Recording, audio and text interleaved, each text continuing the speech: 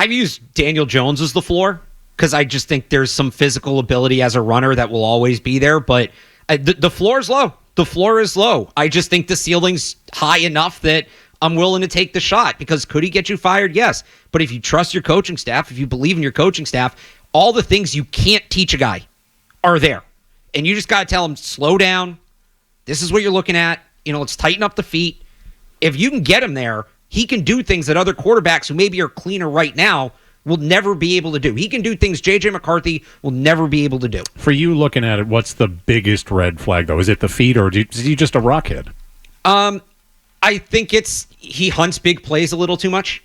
I think he maybe, I don't want to say he believes in himself too much, but it's like, I'll try this, whatever. He's never seen a window he doesn't like, which I think is coachable. There's other guys that have been like that have Josh Allen have come in the league and have a ton of success. That's what now. Sometimes they never grow out of that, and that's the risk. But again, if you have good coaches, that's what happened. Brian Daboll came in and was like, hey, idiot, you can't hit that throw. Stop trying it. And then they kind of ironed out his game, and this is where I can use my special tools, and this is where maybe I shouldn't. And then look what happened. Daboll left, and he went back to being a little too reckless with it. I also wonder if he's just so talented that he doesn't need to set his feet.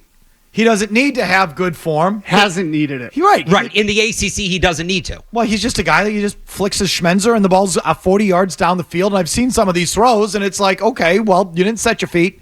You didn't bring it up behind your ear like you're supposed to, and you still completed it 40 yards on a line down the field. Like, that's not how you develop bad habits, unless you're the elite guy, and then you don't even need habits. But, that you can see on, with him. It's the danger of a guy with a big arm. Yeah. Always.